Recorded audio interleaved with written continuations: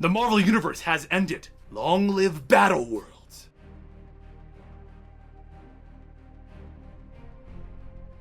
Welcome to the Complete Story Series. We take trade paperbacks and single issues and we break them down into digestible bites to help you understand. Then review it dramatically back to you. All alterations to the panels, text, and images are to prevent copyright problems, and all art is owned by its respective companies. The world has officially ended, and very few people have survived. But Doctor Strange just found the survivors. So what's going to happen next? You are joining us in the middle of a story of a world that ended, a story of a god named Doom and how he controls his universe. In this world, things will be familiar, but some things will feel wrong. This is because God Doom took pieces of the world you know and love and pieces of the worlds you didn't even know existed, and he made a new world. A world of remnants, a battle world. But while this has been fine for the last 8 years, things have been placed in motion which will end his reign. Survivors from the original Marvel Universe have managed to survive on a life raft, a device meant to carry people through the end of the world. But not only was there a life raft of heroes, there was one of villains. And the police force of God Doom's battle world, the Thor Corps, has found them.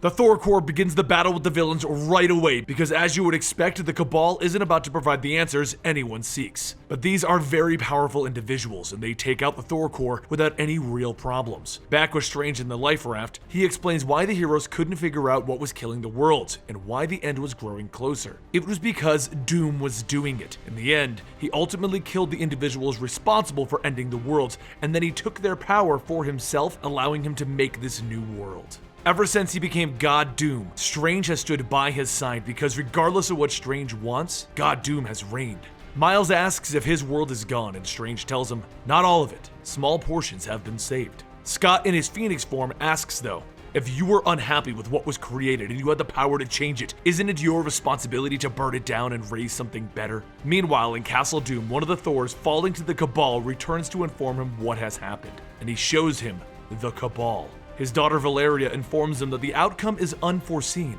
and that is when they see Strange and his life raft members appear out of nowhere. Nothing currently looks out of the ordinary to God Doom though, because it just looks like the mortals of his worlds are fighting other mortals, though their ability to withstand a Thor's hammer is an interesting situation.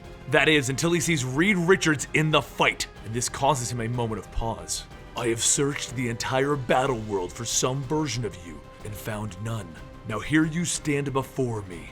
Doom warps out of his castle and into the battlefield. Richards. The Maker turns as he is also a version of Reed Richards, but he quickly realizes that this God Doom isn't talking to him. Reed stares him down. So it's true. You made an amazing artificial construct of reality. Yes, I did what you and your ilk could not. I saved the unsavable in the face of total annihilation. I couldn't help but notice you decided to put yourself on a throne. Spider-Man helps out with that though. Yeah, we're all absolutely shocked by that decision. A throne? I've had a throne for a while. I put myself a bit higher than that. I am God. Then the ground around our heroes explodes with Doom's might. So Phoenix Scott leaps in and begins to bombard Doom with the power of the Phoenix. He falls to his knees in pain, and Strange sees what's about to come. He raises his hand just as Doom grabs Scott by the throat. And then, as Doom breaks Scott's neck, killing the Phoenix Force, Strange warps everyone out of the battlefield.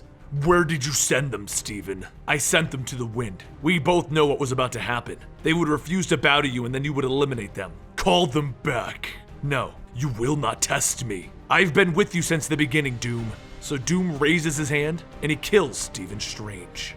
The next day, a mighty funeral was held for Sheriff Strange. The Thors deemed him worthy of Valhalla, and Franklin Richards told everyone that he would crush whoever did this. But once the ceremony was complete and everyone had shared their thoughts, Doom finds his daughter Valeria all alone in the evening, and she asks, who is God to let this happen? And Doom tells her, no one will escape his judgment. He walks down into the bowels of Castle Doom, a place that doesn't exist, the remnants of the end of the universe, the white-hot room, to find Reese the Molecule Man and inform him Stephen Strange has died. Ha! That doesn't surprise me. It was cancer, wasn't it? It's always cancer. No, it was his self-doubt. Interesting. Surprising, really. How could that have happened? He was there, he saw it, he knew the truth. He was only there in the end, Mr. Reese. You were the only one there in the beginning. No, It was the Lords of the White Light in the beginning, the Beyonders. They built whole universes off of random ideas and they twisted life into every possible shape. Then they got bored with life and they started loving the idea of death. Sometimes you've tinkered with all you can and you want to start over. So they made me, the Molecule Man, a bomb built to destroy the entire multiverse. They then set me off and watched me explode in multiple universes. But luckily, they forgot they gave me a choice. And my choice was you, Doom. I chose to have you kill me before I was set off to explode. And then a religion of black swans was built around you, Doom. And now, near the end of things, it got a bit tricky. So we brought in Stephen Strange. While your religion of swans were really killing the Molecule Men of the multiverse, we built a better bomb, a better me. And then we stood in defiance in front of the Beyonders.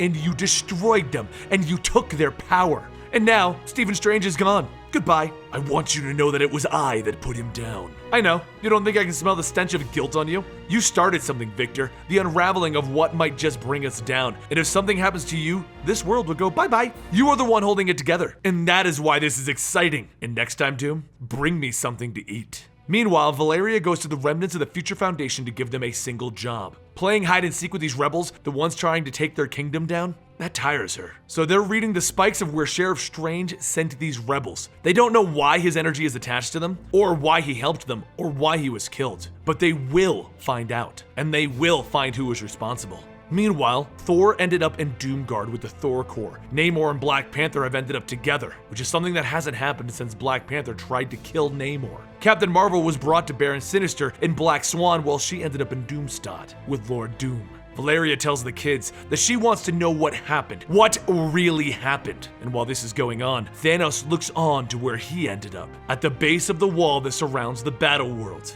the Shield.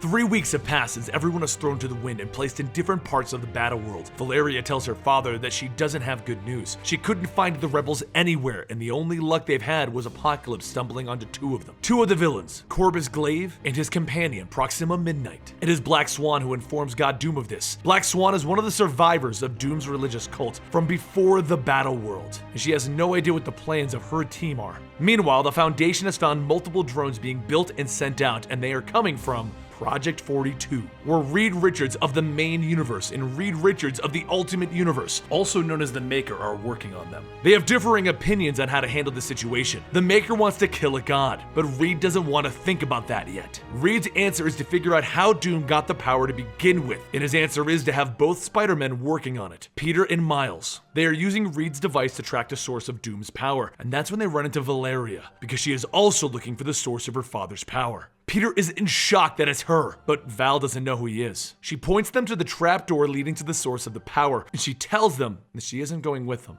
When Peter asks why not, she explains that she's already had enough going on, and if she finds out that her father isn't who he says he is, well, she doesn't know if she can handle that. So she asks if either of them killed Strange, and of course they both say no, so she leaves them to it. They crawl into the trapdoor and they find themselves in the white-hot room. Once again, the source of all creation. As they walk deeper inside, they find Reese the Molecule Man sitting there, and Reese asks them, "Did you bring me anything to eat?" So Miles pulls a hamburger out of his pocket and Reese takes it from him. He hasn't had anything to eat in weeks. Peter looks at Miles. "How did you forget you had a hamburger in there?" "We've been busy." "It's a hamburger. I get hungry. Puberty is rough. I'm starving all the time, Peter." "No, I mean, where did you get it? And don't tell me your pocket." "From home. My Earth, you know." "So that's an 8-year-old and 3-week hamburger?" "I don't think stasis counts." "Okay, so it's a 3-week-old hamburger." "Oh man, you shouldn't eat that." But Reese is already munching it down, and once it's gone, he tells them that he knows why they're there, and for right now he has clarity, and he would like to let them know that he is the source of Doom's power. Meanwhile, Black Panther and Namor have somehow not killed each other in the last 3 weeks, and on top of that, they've somehow ended up in Doctor Strange's hidden refuge from God Doom. Inside, they find 2 objects that Doctor Strange has kept hidden from Doom. A device that will transport someone anywhere they want and reveal their true nature. And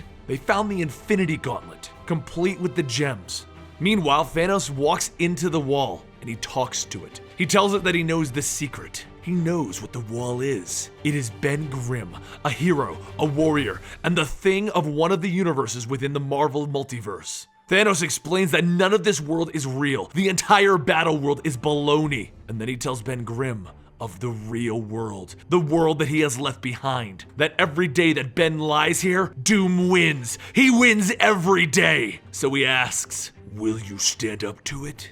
So the thing gets up, and he tears the wall apart with him. He will not just be a wall. And that is the middle story for Secret Wars. I hope you guys are as excited as I am, because the conclusion is coming soon. It's time for us to find a way to bring back the Marvel Universe.